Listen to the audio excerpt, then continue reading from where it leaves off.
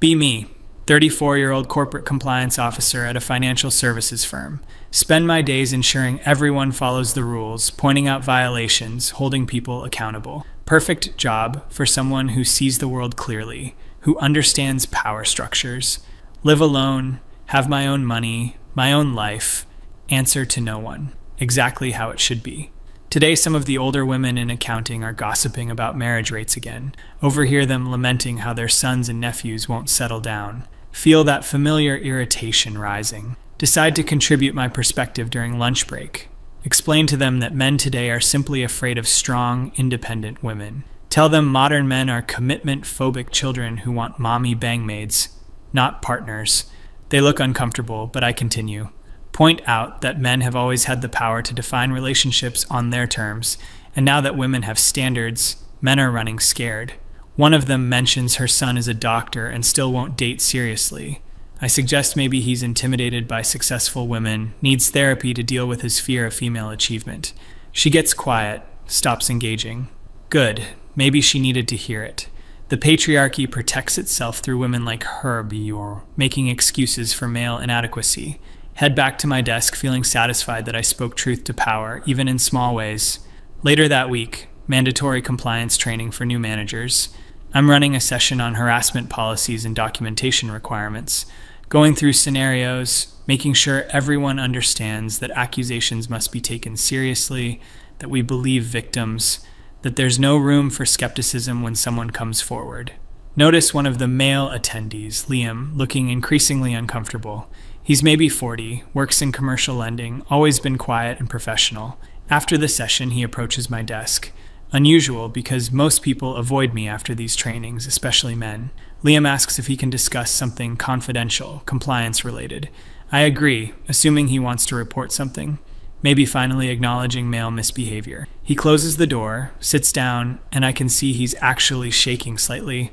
Starts telling me about his previous employer, a tech company in Seattle. Says he was accused of inappropriate behavior by a female colleague 3 years ago. Immediately, I feel my defenses go up. Here we go. Another man claiming innocence.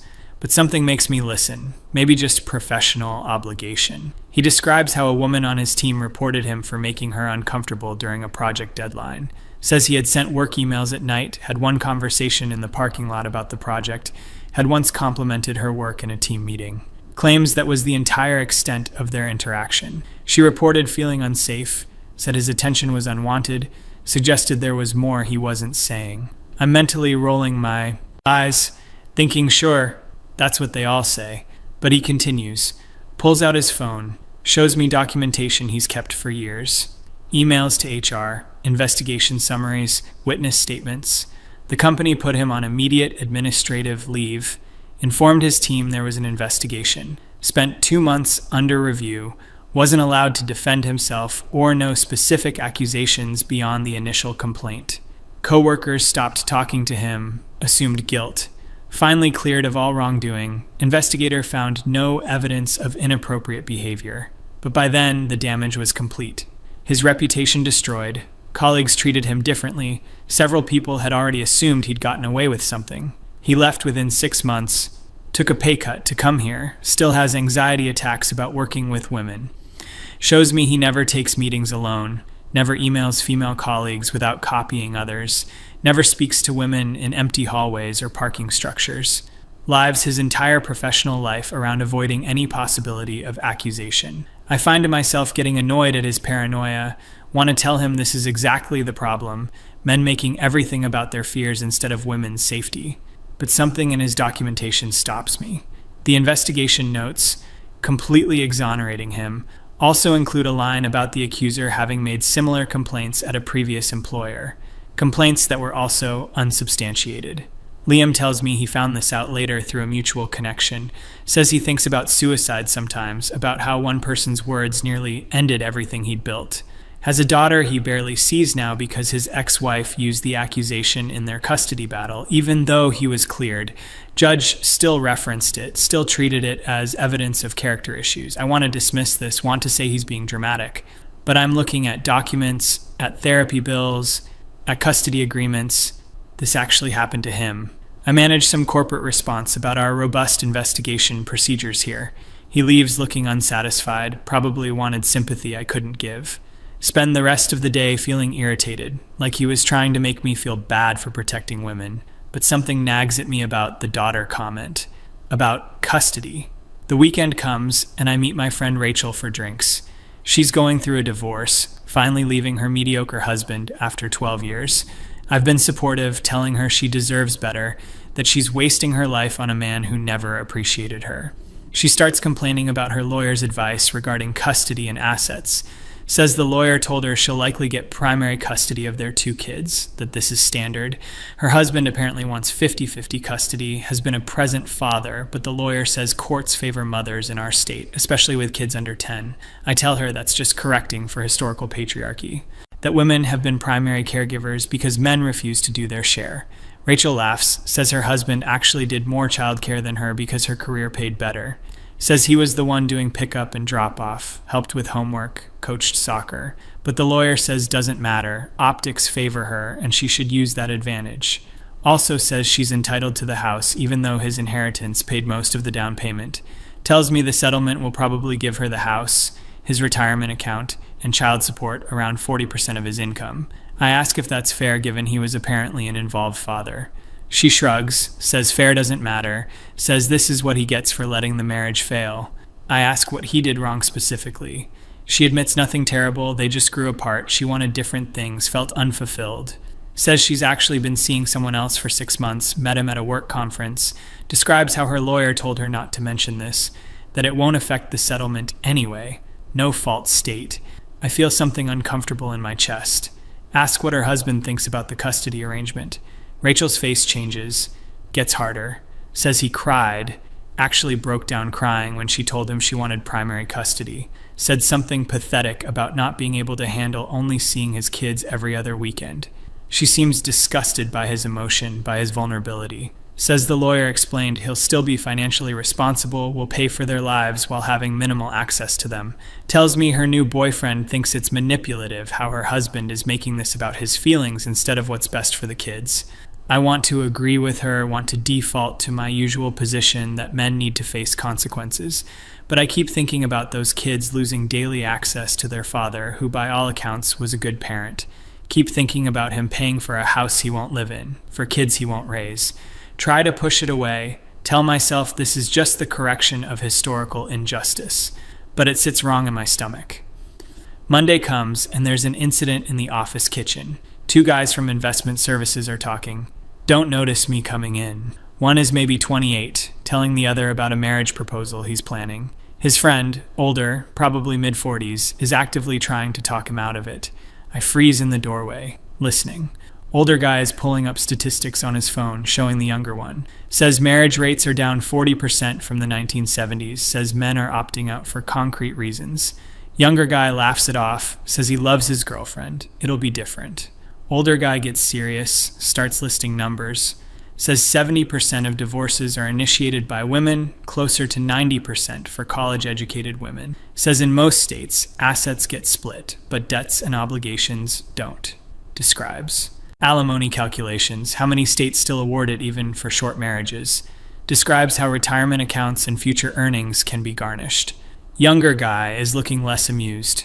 Older guy tells him to get a prenup at minimum. Younger guy says his girlfriend would be insulted, would probably leave him for suggesting it. Older guy says exactly, ask yourself why. Why would someone who loves you be insulted by legal protections that only matter if things go wrong? Says if she's planning forever, a prenup is irrelevant, just paper. Says if she refuses, she's planning the exit before the entrance. I'm standing there with my coffee mug, frozen. Want to interrupt, want to call this out as misogynistic fear-mongering. But the older guy pulls up custody statistics next.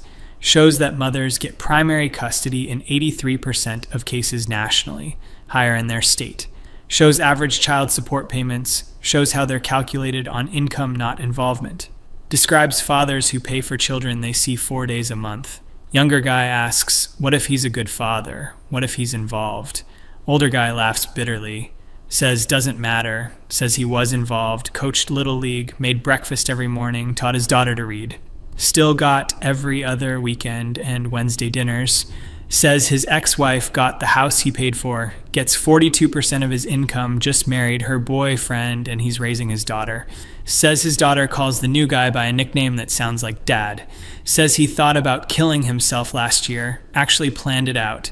Decided against it only because then his daughter would grow up thinking her father abandoned her. So instead he lives in a one-bedroom apartment at 46, paying for a house he's not allowed to enter, financing a life he's not part of. Works 60 hours a week to cover the support payments, has nothing left for himself, will retire with almost nothing because his retirement account was split. Younger guy is silent now, asks why he got married in the first place. Older guy says he loved her, trusted her, believed the promises. Says his ex-wife wasn't a bad person, wasn't abusive or evil, just changed her mind, decided she wasn't happy, found someone else. Court system didn't care who caused the divorce, just redistributed his life to her and moved on. Says the system is designed for marriage as it existed 50 years ago, when women couldn't work, needed protection. But now it protects no one, just creates a massive transfer of assets and children from men to women because of tradition and optics. Younger guy asks if he's saying, never get married. Older guy pauses, then says, get married if you want. But understand you're signing a contract that gives the other party power to destroy your finances, take your children, and walk away whenever they choose. Says if any other contract in life had those terms, with those statistics, no rational person would sign it. Says, it's not about love or commitment, it's about risk assessment. Asks the younger guy if he'd invest his entire financial future in a stock that had a 70% chance of catastrophic loss. Younger guy says no, obviously not. Older guy says then why invest your entire actual life in something with worse odds? They notice me finally. Conversation stops immediately. Both look embarrassed, probably assuming I'll report them to HR. I just walk past, get my coffee, leave without saying anything. Can't get the conversation out of my head all day. Try to dismiss it as bitter divorced guy poisoning someone younger. But the statistics were real. I know this because I've seen them before. Always frame them differently in my mind. As women finally having the freedom to leave bad marriages, never considered what happens to the men left behind, paying for families they lost. Never thought about good fathers being reduced to visitors in their children's lives. Always assumed if men lost custody, they must have done something wrong. Evening comes and I can't focus on my usual routine. End up going down an internet rabbit hole I've always avoided. Men's rights sites, divorce reform forums, fathers' rights groups. Expect to find the usual misogyny, the angry ranting I've always dismissed. Instead, find detailed documentation, legal cases, statistics from government sources. Find studies showing no significant difference in parenting capability between fathers and mothers. Find data showing children do better with equal access to both parents post-divorce. Find court records showing fathers requesting 50-50 custody and being denied without cause. Find financial calculators showing child support obligations that exceed actual child-rearing costs. Find suicide statistics, men over 40 post-divorce at the highest risk. Find support groups for fathers who haven't seen their children in years despite paying support, despite doing nothing wrong simply because mothers can deny visitation and courts rarely enforce it. Find men describing the same fear Liam had, the terror of accusation, the knowledge that their lives can be destroyed by words alone. Find hundreds of stories matching the older guy's experience, good fathers reduced to paychecks and weekend visitors. Feel something cracking in my worldview. Try to tell myself these are outliers, exceptions, cherry-picked cases. But there are thousands of them documented, verified, with legal records. Close my laptop, feeling sick. Next day at work, I'm distracted, irritable. Get into a disagreement with a colleague about a compliance matter. He's pushing back on one of my interpretations of policy. Normally, I'd escalate this, make it an issue. But today, I'm seeing him differently, wondering about his life. Notice he wears a wedding ring. Wonder if he knows the statistics, if he's afraid. Wonder if I've been seeing enemies where there were just people. That afternoon, there's a staff meeting about benefits. HR is presenting updates to parental leave policies. They've added 2 weeks paternity leave, up from 0. Maternity leave remains 12 weeks. One of the younger guys asks why the disparity if we're treating parenting equally. HR representative, a woman I've always respected, says that mothers need recovery time from birth. He points out that 2 weeks wouldn't even cover recovery time, seems arbitrary. Asks if fathers are expected to bond with children and be involved, why not equal leave? She gets flustered, says something about tradition and industry standards. I watch the men in the room, see several of them exchange looks. Not angry looks, just tired, resigned. Like they already knew this was the answer, were expecting nothing else. See them calculating in their heads, understanding that even here in a progressive company with good policies, their fatherhood is valued at 1/6 of motherhood. Meeting ends, and I'm left thinking about what that teaches everyone. What it says when we claim we want involved fathers but structure everything assuming they're optional. Weekend comes again, and I'm at my gym. Overhear a conversation in the locker room. 2 women I vaguely know. One is excited about her engagement, showing off a ring. Other one is asking practical questions about her fiancé's income. Engaged woman describes his salary, his assets, his family money. Friend asks if she's getting a prenup. Engaged woman laughs, says absolutely not. Says asking for a prenup means he doesn't trust her, doesn't really love her. Friend agrees, says prenups are insulting, says marriage is about trust. Then engaged woman says something that makes me stop breathing. Says if things don't work out, at least she'll be set up. Says the house alone will be worth it. Says her lawyer friend already explained that state law is favorable, she'd get primary custody and probably the house. They both laugh about how her fiancé is so in love he'd probably agree to anything. Friend says men are easy that way. Says use it while you can. I want to say something, want to interrupt. But I'm frozen because I realize I've had similar conversations. Different words maybe, more ideological justification, but the underlying assumption was the same. Men's resources are accessible, men's rights are negotiable, men's pain is acceptable. Get home and look at my own dating history. Realize I've ended things with men for wanting commitment, for being too invested. Told myself they were needy, were trying to lock me down, were threatened by my independence. Wonder now if they were just people who wanted partnership, who were willing to risk everything despite the statistics. Wonder if I rejected them because they were willing to be vulnerable, and I held that vulnerability in contempt. The thought is unbearable, so I push it away. Monday brings a new case to my desk. Financial irregularity in expense reports. Possible fraud investigation. The subject is a man I barely know, works in regional management. Start pulling his records and notice something odd. His salary is substantial, but his direct deposit goes to 2 accounts. One is his, minimal amounts. Other is much larger, different name, his ex-wife. Garnishment order from divorce settlement, 45% of gross income. He's been with the company 6 years. This has been going on the entire time. Do some more digging in his file. Purely professional curiosity. Find previous HR notes from when he was hired. He disclosed the garnishment, explained he needed a higher salary to live on what remains. Find a note from 3 years ago, request for hardship advance. His daughter needed medical care. He couldn't afford his share on what was left after support payments. Ex-wife refused to help, said support was for general expenses, medical was his responsibility. He took a loan against his 401k, which was already depleted from the divorce settlement. Look at his performance reviews, all excellent. See notes about him working extensive hours, taking on extra projects. Realize he's working himself to death to pay for a family he lost. The expense irregularity turns out to be nothing, just a coding error. But I can't stop looking at his file, at the mathematics of his life. Calculate what he actually takes home, subtract taxes and garnishment. He's living on maybe 35% of what he earns. His ex-wife, who works part-time by choice, receives more of his income than he does. Think about this man spending his life as a resource extraction mechanism for someone else's benefit. Close the file. Feeling ill. That week I have lunch with my mother, our usual monthly obligation. She starts talking about my brother, her usual complaints. He's 39, successful architect, still unmarried. She wants grandchildren, wants him settled down. I've always agreed with her, suggested he's commitment phobic, immature. Today I ask her why she thinks he's single. She lists his flaws. Too picky, too focused on work, probably intimidated by successful women. I ask if she's ever asked him directly.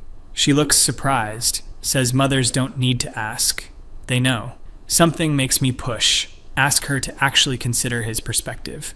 She gets defensive, but eventually admits he told her years ago he wasn't interested in marriage. Said something about the risks being unacceptable, the laws being biased. She dismissed it as an excuse. Typical male fear of commitment. I ask what specifically he said. She recalls that he mentioned watching his colleagues go through divorces, seeing good men destroyed. Said he calculated that marriage offered him no legal protections and massive liability. Said he'd be happy to have a committed relationship, but wouldn't legally bind himself to someone who could take everything on a whim. My mother had called him cynical, told him love requires risk. He apparently said he takes risks where there's proportional reward, but marriage is all risk and no reward for men legally. She tells me this like it proves his immaturity. But I'm hearing something different. Hearing a rational person doing cost-benefit analysis and walking away. Ask my mother what she thinks happens to men in divorces. She says they remarry quickly, they move on, they're fine. Cite statistics. She's heard about men remarrying faster than women. I mention that might not mean what she thinks it means, might mean desperation rather than ease. She gets irritated, says I'm defending male bad behavior. Realize she sounds like me, like I've sounded for years. Wonder when dismissing male suffering became feminist orthodoxy. Wonder when we started treating men's rational self-protection as moral failure. The conversation ends badly, both of us frustrated. Spend the next few days in a fog of cognitive dissonance. My entire framework for understanding gender relations is cracking. Always believed men had all the power, all the privilege.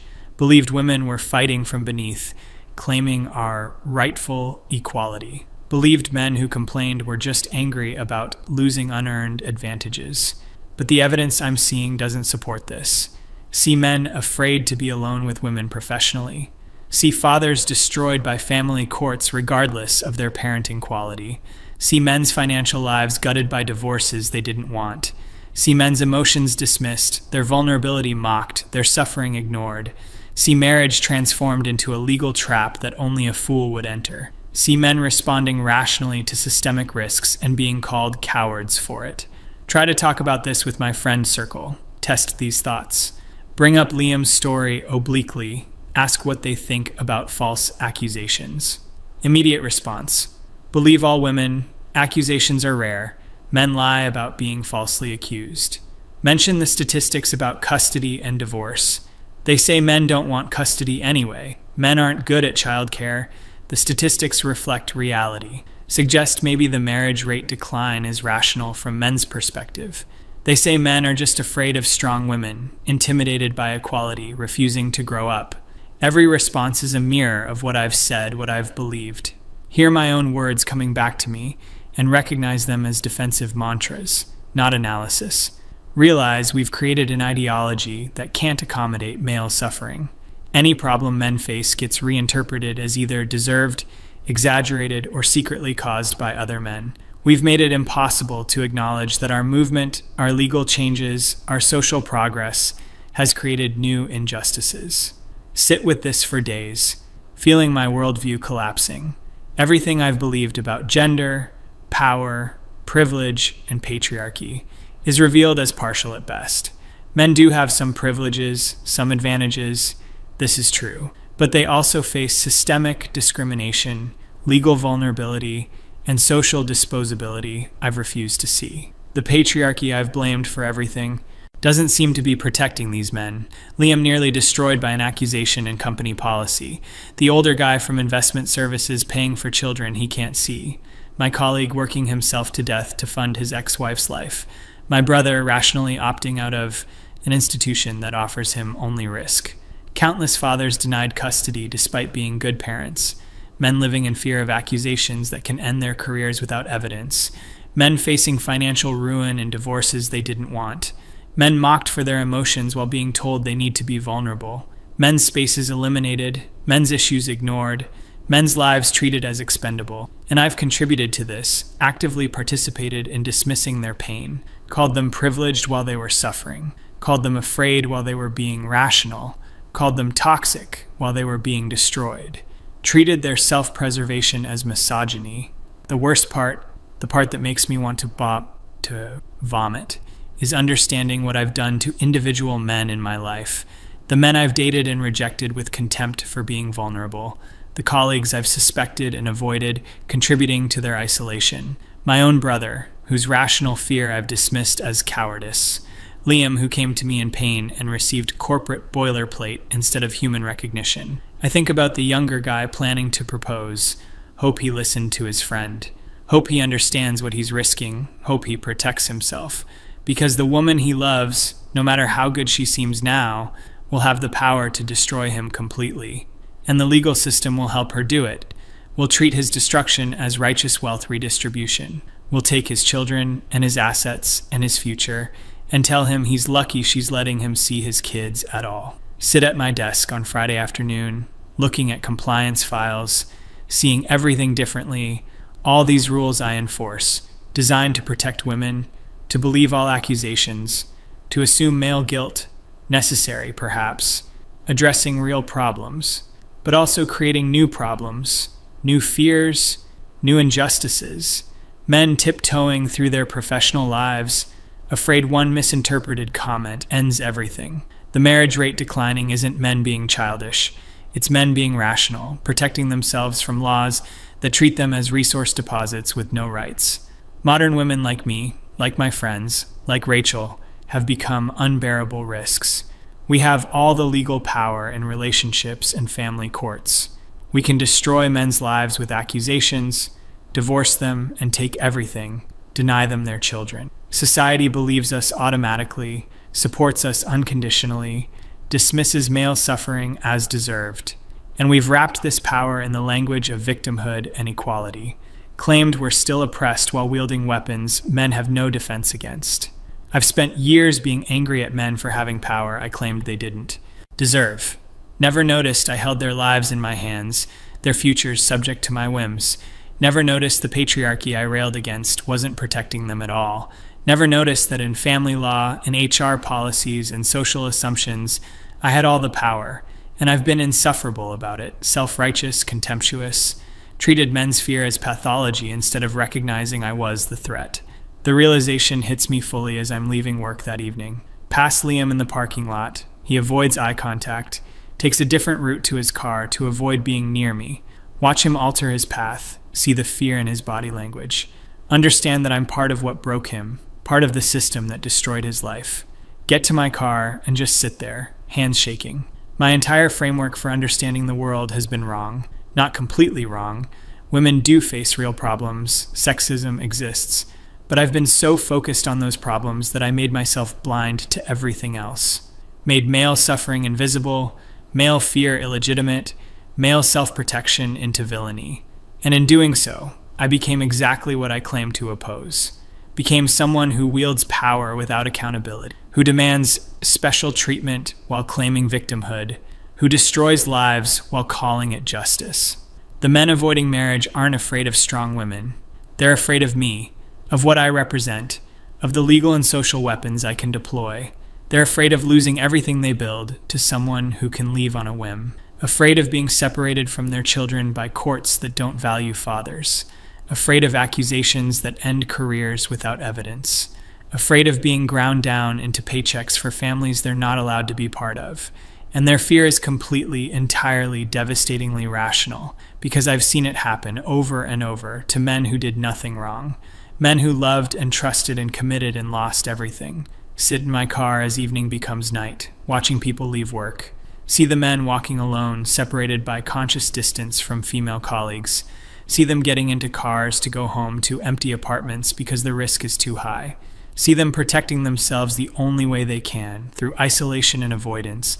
And I finally understand. I'm not the victim of patriarchy. I'm the beneficiary of a system that privileges my accusations over their lives, my choices over their futures, my feelings over their reality. And I've spent years being insufferable about it, demanding even more while giving nothing. The men aren't the problem. I am. We are. Drive home in silence, my whole worldview in ruins, understanding finally why men will never marry modern women like me. Because we're not partners. We're legal threats with all the power and none of the accountability. And they're not afraid of our strength. They're afraid of our cruelty.